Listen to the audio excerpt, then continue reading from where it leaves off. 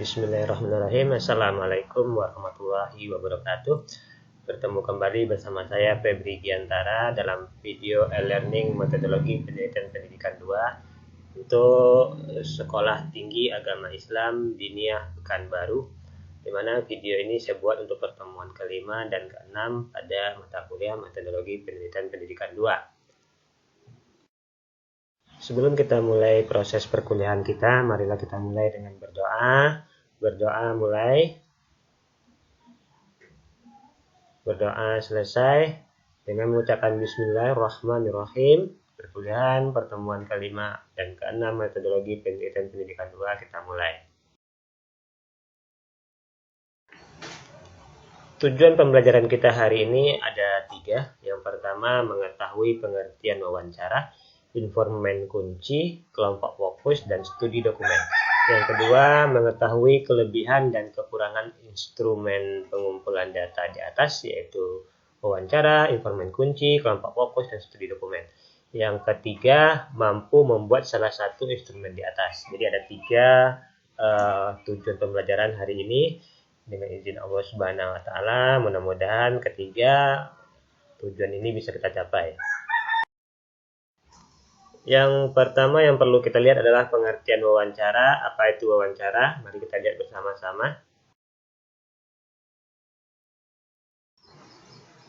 Wawancara adalah percakapan langsung antara interview pewawancara dengan interviewee, orang yang diwawancarai melalui media tertentu. Ini disebut dengan wawancara. Dan kalau kita lihat wawancara ini terjadi hubungan interaksi. Jadi adanya interaksi antara pewawancara dengan orang yang diwawancarai melalui media tertentu. Ini yang disebut dengan wawancara. Ada 3 media yang digunakan dalam proses wawancara yang dilakukan. Yang pertama, tatap muka langsung antara orang yang diwawancarai dengan pewawancara bertemu langsung.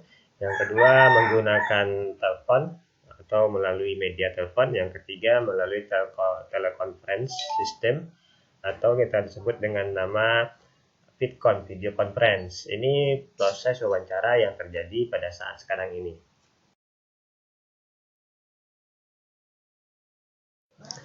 Proses penyusunan pertanyaan wawancara ada 5 langkah. Yang pertama, menyusun rencana wawancara. Apa itu menyusun rencana wawancara? Menyusun rencana wawancara adalah membuat perjanjian dengan orang yang diwawancarai dan juga menyerahkan butir-butir pertanyaan kepada orang yang akan kita wawancarai. Ada 2 hal yang kita lakukan di langkah pertama ini, membuat perjanjian dan menyerahkan butir-butir pertanyaan yang akan kita wawancarai. Yang kedua adalah membuat formulir wawancara. Formulir wawancara ini sebuah konsep yang berisikan tentang tempat, waktu, siapa yang diwawancarai, lokasinya di mana, lalu pertanyaan wawancara, dan juga siapa yang mewawancarai. Nanti akan saya berikan contohnya pada slide berikutnya bagaimana bentuk formulir wawancara. Yang ketiga, merekam jawaban interviewee atau orang yang diwawancarai. Ini hal yang paling penting yang kita lakukan adalah setiap proses wawancara harus kita rekam dengan menggunakan alat rekaman, bisa menggunakan handphone atau alat rekaman yang lain. Tujuannya agar setiap pertanyaan tersebut tertulis atau terekam dengan jelas dan menghindari kalau seandainya kita lupa dari jawaban-jawaban dari orang yang diwawancarai tadi. Yang ketiga, melakukan penilaian interviewer. Penilaian interviewer ini misalnya dalam menjawab pertanyaan nomor 2, interviewee tidak mau mengemukakan data yang diperlukan atau kejujuran jawabannya diragukan. Maka penilaian ini untuk menentukan apakah jawaban tersebut valid atau salah atau tidak tepat. Jadi misalnya pada pertanyaan nomor 2 dia tidak menjawab dengan benar. Dan kita bisa melakukan penilaian bahwa ternyata jawaban dia tidak sahih atau tidak sah atau tidak valid. Kita bisa menganggap itu sebagai data yang tidak kita gunakan dalam proses penelitian. Yang kelima, yang terakhir adalah kita jangan lupa mengucapkan ucapan terima kasih kepada interviewee atau orang yang diwawancarai. Ucapan terima kasih ini sebagai bentuk apresiasi kita kepada orang yang diwawancarai telah mau membantu kita dalam proses penelitian.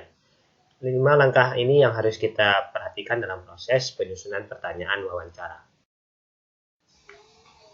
Jenis wawancara ada 2, yaitu wawancara terbuka dan wawancara terstruktur. Mari kita lihat sama-sama apa itu wawancara terbuka dan apa itu wawancara terstruktur. Wawancara terbuka adalah wawancara yang jawabannya terserah kepada interviewee atau terserah kepada orang yang diwawancarai. Dan wawancara terstruktur adalah wawancara yang pilihan atau alternatif jawabannya sudah disediakan oleh interviewer. Jadi wawancara ini terbagi 2, terbuka dan terstruktur. Ada yang jawabannya tidak disediakan dan ada jawabannya yang disediakan. Jawaban yang tidak disediakan disebut dengan terbuka dan jawaban yang disediakan disebut dengan terstruktur. Berikut saya berikan contoh formulir wawancara terbuka. Tadi saya menyampaikan tentang formulir di slide sebelumnya. Nah, inilah contoh formulir. Ada hari, tanggal, jam, tempat, media, nama interviewee, lalu jabatan, alamat, dan diakhiri dengan interviewer. Inilah contoh formulir wawancara terbuka.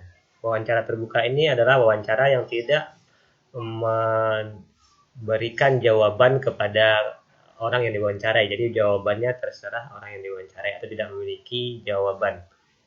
Saya contohkan pertanyaannya yang nomor 2 saja saya bacakan. Apakah proses pembelajaran sistem daring ini mudah dipahami oleh semua peserta didik, Bapak dan Ibu? Ini jawabannya terserah kepada interviewee atau orang yang diwawancarai. Ini contoh wawancara terbuka. Berikut ini contoh formulir wawancara terstruktur. Formulirnya di atasnya masih sama, hari, tanggal, jam, tempat, media, nama interviewee, jabatan, alamat, dan diakhiri dengan interviewer. Perbedaannya hanya pada pertanyaannya, dan setiap pertanyaan memiliki jawaban yang harus dipilih oleh interviewee atau orang yang diwawancarai. Contohkan, media yang sering Bapak Ibu gunakan pada proses pembelajaran daring, ada 2 jawaban, yaitu Classroom dan Zoom Cloud Meeting.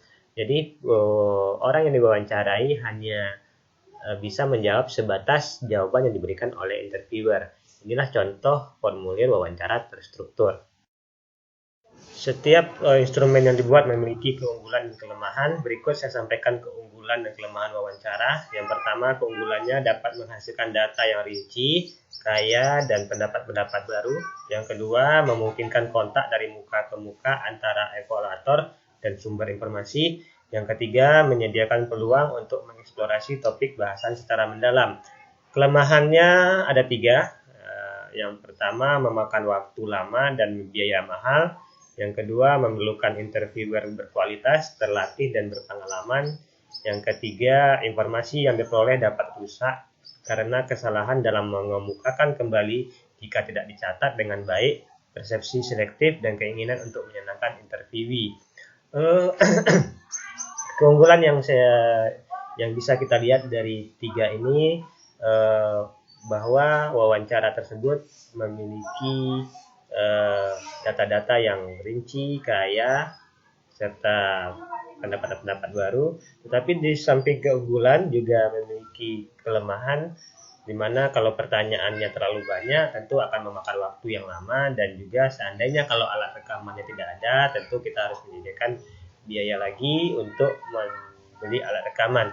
Di samping memakan waktu yang lama dan biaya yang mahal, informasi yang diperoleh bisa rusak jika seandainya kita lupa apa jawaban dari interviewee tadi, atau jika kita ingin menyenangkan seorang interviewee sehingga jawaban dari interviewee tersebut kita rubah tidak sesuai dengan data aslinya. Ini kelemahan-kelemahan yang ada pada wawancara. Kita lihat keunggulan dan kelemahan wawancara yang berikutnya.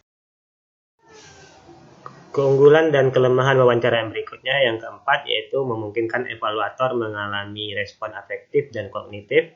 Yang kelima, memungkinkan evaluator menjelaskan, mengklarifikasi pertanyaan secara langsung kepada interviewee sehingga mendapat respon yang diperlukan. Yang keenam, memungkinkan evaluator fleksibel dalam melaksanakan wawancara untuk individual tertentu atau dalam keadaan tertentu. Ini keunggulannya. Kalau kita lihat bahwa keunggulannya salah satunya adalah ketika ada pertanyaan yang memerlukan penjelasan atau klarifikasi dari seorang interviewee, maka wawancara sangat tepat sekali di dalam proses sebuah penelitian. Lalu kelemahannya yang keempat yaitu fleksibilitas dapat menimbulkan inkonsistensi sepanjang wawancara jika tidak direncanakan dengan baik. Yang kelima, jumlah informasi akan terlalu banyak sehingga sulit ditranskripsikan dan mengurangi data yang diperlukan. Kalau kita lihat kelemahannya dari dua ini, salah satunya ketika informasi tersebut berupa data yang terlalu banyak, kita akan sulit menemukan manakah data-data yang kita butuhkan dalam proses penelitian kita. Ini sebenarnya kelemahan-kelemahan dan keunggulan-keunggulan dari wawancara. Terlepas dari kelemahan dan keunggulan wawancara tersebut, kita sebenarnya bisa mempergunakan wawancara ini kalau telah memenuhi syarat atau cara-cara yang tadi saya jelaskan di atas atau sebelumnya ada 5 langkah. Dengan menerapkan 5 langkah tersebut, insya Allah kelemahan-kelemahan ini bisa kita kurangi atau kita minimalisir. Semoga penjelasan ini bermanfaat.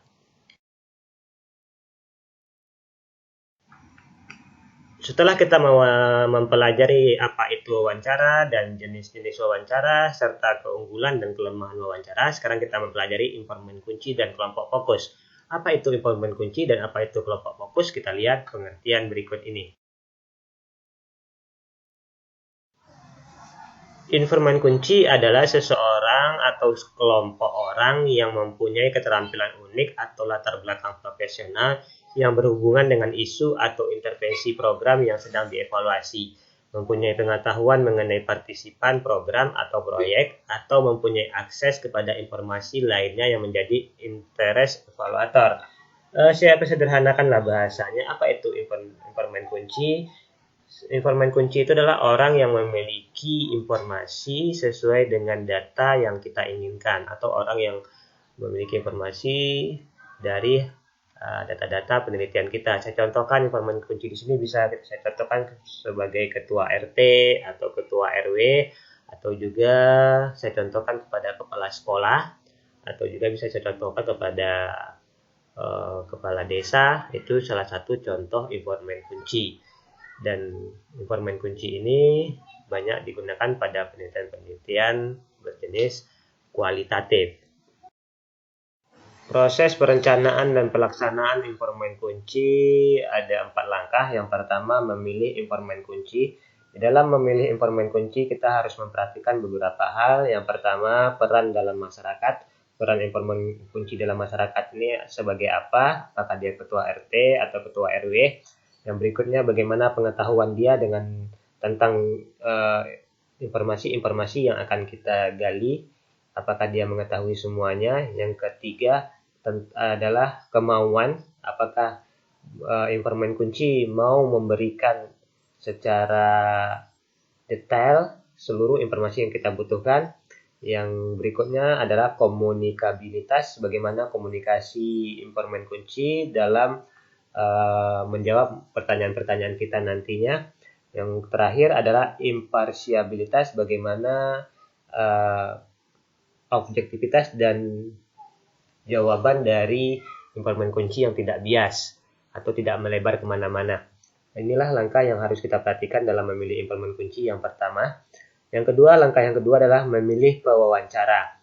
Di dalam memilih pewawancara, kita juga harus memperhatikan beberapa hal. Yang pertama yang harus kita perhatikan adalah seorang yang netral dan dapat menahan mengajukan pertanyaan yang bias.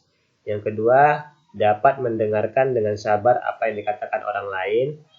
Yang ketiga, orang yang ramah dan dapat mengajukan pertanyaan dengan jelas dan menyusun laporan. Yang keempat, mengetahui dan memahami budaya, kepercayaan, dan perilaku masyarakat setempat. Yang kelima, dapat mengembangkan percaya diri informan kunci. Inilah hal-hal yang harus diperhatikan dalam memilih wawancara. Langkah ketiga yang harus kita perhatikan adalah merencanakan wawancara. Dalam merencanakan wawancara, kita juga harus memperhatikan beberapa hal. Yang pertama, melakukan penelitian pendahuluan mengenai program atau proyek yang akan dievaluasi dan masyarakat yang menerima layanan kita. Yang berikutnya, mempersiapkan tempat, hari, dan tanggal wawancara agar informan kunci dapat menjawab pertanyaan dengan baik. Yang berikutnya, mempersiapkan refreshment, makanan dan minuman jika informan kunci berasal dari tempat yang jauh. Yang berikutnya, mempersiapkan pertanyaan-pertanyaan yang akan ditanyakan kepada informan kunci. Yang berikutnya, menyusun strategi dan taktik melaksanakan wawancara. Yang berikutnya, menyiapkan alat perekam. Itulah proses yang ketiga dalam merencanakan wawancara. Proses yang terakhir adalah melakukan wawancara. Dalam melakukan wawancara, kita harus memperhatikan hal-hal sebagai berikut. Yang pertama, ice breaking, saling memperkenalkan diri antara key informant dan pewawancara atau informan kunci dengan pewawancara. Yang berikutnya, pewawancara mengumumkan tujuan wawancara dan proses penjaringan data. Lalu yang ketiga, membangun hubungan yang saling percaya agar informan kunci menghilangkan kecurigaan dan percaya dalam menjawab pertanyaan kita. Yang berikutnya, mengajukan pertanyaan, mencatat, merekam jawaban informan kunci, lalu melaksanakan wawancara, mengajukan pertanyaan dengan jelas dan tidak menimbulkan kecurigaan dan juga ketakutan, menunjukkan empati dan interest dalam memahami pendapat, lalu mendengarkan apa yang dikemukakan informan kunci dengan baik. Yang terakhir, menggunakan informasi yang dikemukakan oleh informan kunci sebagai bahan dalam menyusun atau membuat kesimpulan dari hasil evaluasi. Itulah langkah-langkah yang kita gunakan dalam proses perencanaan dan pelaksanaan informan kunci. Berikut saya sampaikan keunggulan dan kelemahan informan kunci. Seperti tadi yang telah saya sampaikan, di proses wawancara juga memiliki keunggulan dan kelemahan. Pada informan kunci ini, keunggulannya kita lihat dulu terlebih dahulu. Yang pertama, memperoleh informasi dari orang yang mempunyai pengetahuan dan pengalaman mengenai masalah yang diteliti.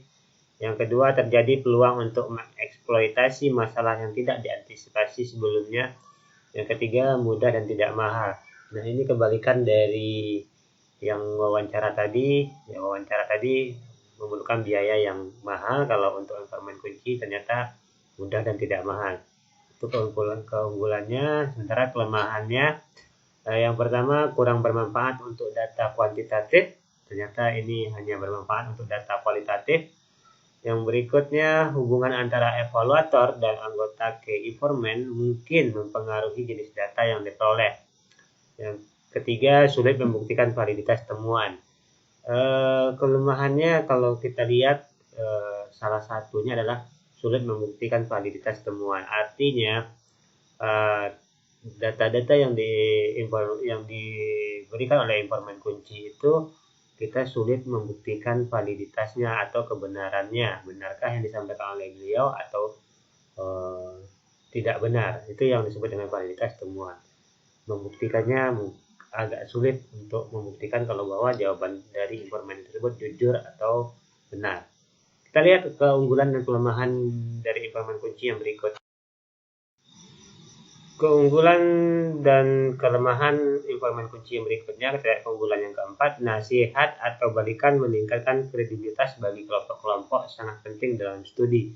Yang kelima, mempunyai keuntungan sampingan terhadap hubungan solid di antara evaluator, klien, partisipan, dan pemangku kepentingan lainnya. Nah, ada 5 keuntungan yang dimiliki oleh informan kunci dan juga ada 5 kelemahannya. Yang berikutnya kelemahannya. Yang keempat, memerlukan waktu untuk menyeleksi dan memperoleh komitmen anggota key informant. Yang kelima, ketidaksepahaman antara para anggota key informant sering sulit diselesaikan. Kalau seandainya ada 2 informan kunci yang kita gunakan untuk sebuah penelitian dan di antara kedua tersebut ada kesalahpahaman atau ketidaksepahaman, maka biasanya akan sulit untuk diselesaikan. Itu kelemahan-kelemahannya.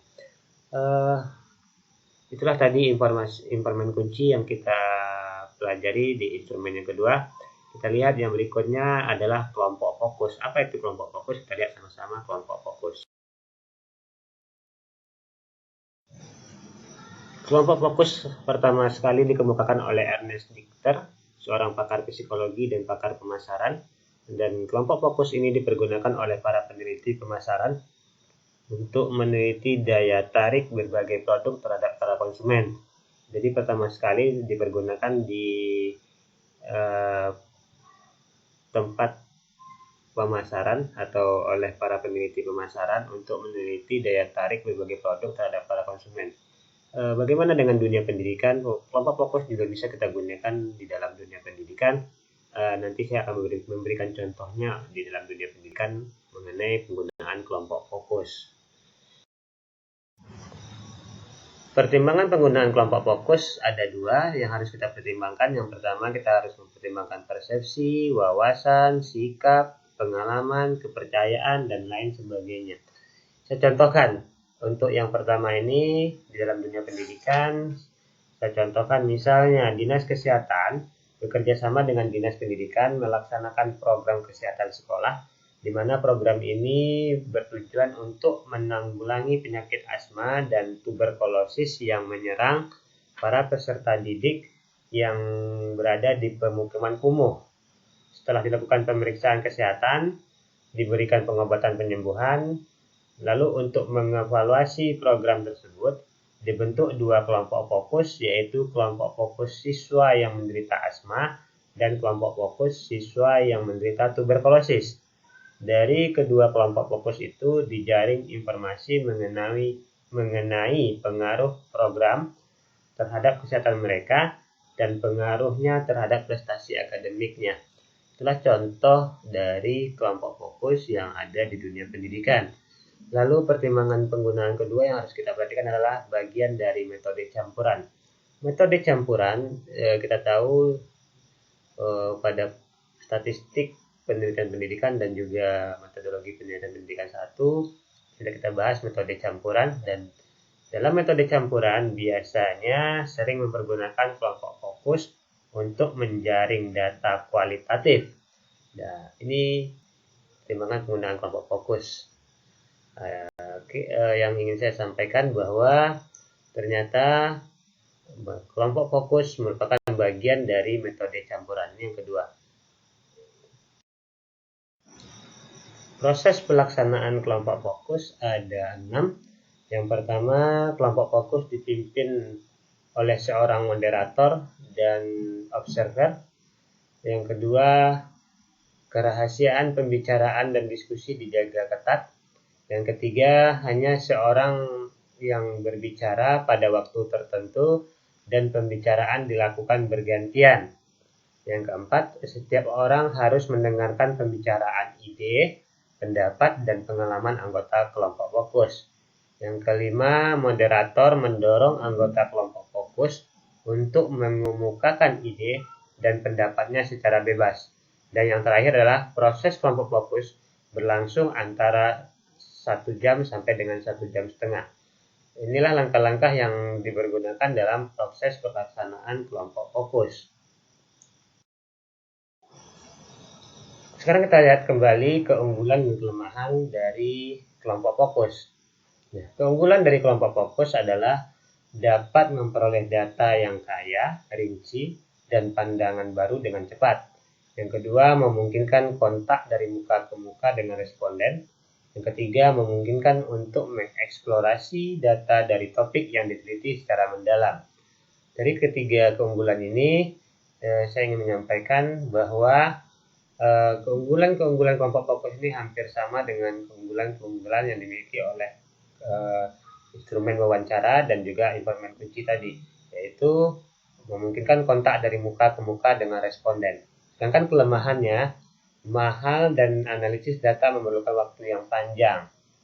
Yang berikutnya memerlukan interviewer yang terlatih dan berpengalaman.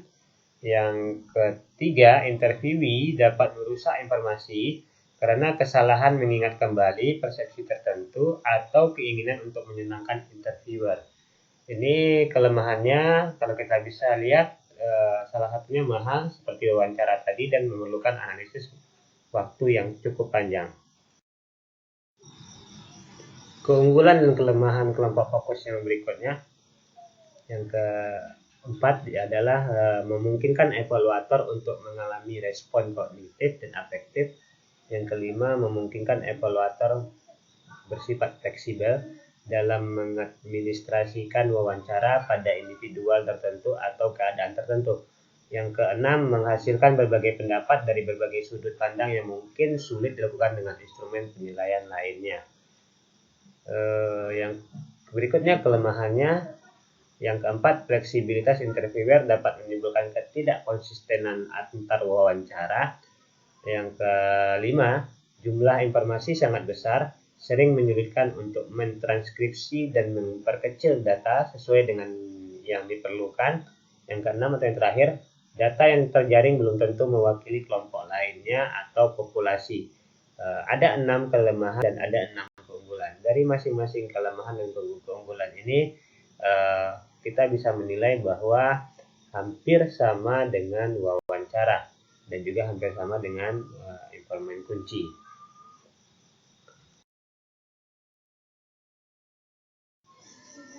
Instrumen pengumpulan data terakhir yang kita pelajari adalah studi dokumen. Apa itu studi dokumen? Mari kita lihat bersama-sama pengertian studi dokumen dan keunggulan serta kelemahannya. Studi dokumen berkaitan dengan penelitian mengenai dokumen yang menurut ilmu perpustakaan disebut dokumen adalah informasi yang tercetak dan terekam dalam media seperti buku, surat kabar, majalah, e-book, kaset, flash disk, film, slide, peta, dan lain sebagainya. Kalau boleh saya menyampaikan bahwa studi dokumen ini adalah seperti penelitian pustaka, yaitu meneliti buku-buku atau majalah-majalah atau surat kabar atau juga cerita-cerita yang berbasis pendidikan kalau kita di dunia pendidikan. Berikut saya sampaikan pertimbangan penggunaan studi dokumen. Yang pertama, kita harus meneliti keaslian dokumen tersebut. Benarkah dokumen yang kita gunakan itu dokumen yang asli atau dokumen yang sudah digandakan atau diduplikasikan. Yang kedua, kita harus memilih dokumen yang diperlukan oleh evaluasi. Ya, dokumen-dokumen yang kita perlukan untuk dievaluasi harus kita pilih. Berikutnya, kita meneliti isinya. Isi dari dokumen tersebut kita teliti sejauh mana isi tersebut bisa kita gunakan sebagai data dalam sebuah penelitian kita. Keunggulan dan kelemahan studi dokumen, kita lihat terlebih dahulu keunggulannya. Yang pertama, dokumen tersedia secara lokal. Yang kedua, murah. Yang ketiga, berdasarkan altar dan bahasa di mana dokumen ada. Yang keempat, sangat berguna untuk menentukan nilai-nilai, interest, posisi, iklim politik, dan sikap publik. Yang kelima, menyediakan informasi mengenai perkembangan dan urutan sejarah suatu fenomena. Salah satu keunggulannya adalah murah karena tersedia secara lokal. Lalu kelemahannya dapat tidak lengkap, dapat tidak akurat, dan keasliannya diragukan. Mencari lokasi dokumen mungkin sulit dan memakan waktu. Lalu mengakses dokumen sering sulit. Lalu yang kelima, mengekstrak dan menganalisis isi memerlukan waktu. Kalau kita lihat kelemahannya, salah satunya adalah mengakses dokumen sering sangat sulit. Ya, kalau kita butuh dokumen itu yang sifatnya privasi seperti sejarah, dan sejarah itu sudah tua, tentu kita akan butuh izin-izin tertentu untuk bisa mengakses dokumen-dokumen sejarah yang kita butuhkan. Itu salah satu contohnya. Keunggulan studi dokumen yang berikutnya atau yang keenam adalah menyediakan peluang untuk studi antar waktu. Lalu yang terakhir adalah sederhana. Inilah keunggulan-keunggulan dan kelemahan-kelemahan studi dokumen. Dari studi dokumen sampai ke tadi sebelumnya wawancara, semuanya memiliki keunggulan dan kelemahan. Tinggal bagaimana kita menyikapi supaya kelemahan-kelemahan tersebut bisa kita minimalisir. Alhamdulillahirrahmanirrahim, kita telah sampai kepada kesimpulan pertemuan kita kali ini. Kesimpulannya, instrumen penelitian yang kita pelajari pada hari ini ada 4. Yang pertama wawancara, yang kedua informan kunci, yang ketiga kelompok fokus, yang keempat studi dokumen. Total dari keseluruhan instrumen penelitian yang telah kita pelajari untuk pengumpulan data ada 7. Yang pertama kuesioner atau angket, yang kedua adalah observasi, yang ketiga tes, yang keempat wawancara, yang kelima informan kunci, yang keenam kelompok fokus, yang ketujuh studi dokumen. Dari total 7 instrumen penelitian dalam proses pengumpulan data ini, minimal Ananda mempergunakannya nanti dalam proses penelitian atau proses pembuatan proposal sebanyak 2. Biasanya 2 atau 3 yang digunakan dalam proses penelitian. Mudah-mudahan dengan penjelasan ini Ananda lebih paham lagi. Dan jika ada yang ingin ditanyakan, silahkan dipertanyakan di Google Classroom. Dan setiap pertanyaan dari Google Classroom insya Allah akan saya jawab. Pada pertemuan berikutnya saya akan menjelaskan 1 atau 2 cara pembuatan instrumen penelitian yang sudah saya jelaskan ini. Mudah-mudahan dengan penjelasan itu Anda akan lebih paham lagi dari hasil-hasil penelitian yang telah saya lakukan. Dengan mengucapkan alhamdulillahirabbil alamin, kita akhiri pertemuan kali ini. Dan saya akhiri dengan mengucapkan assalamualaikum warahmatullahi wabarakatuh.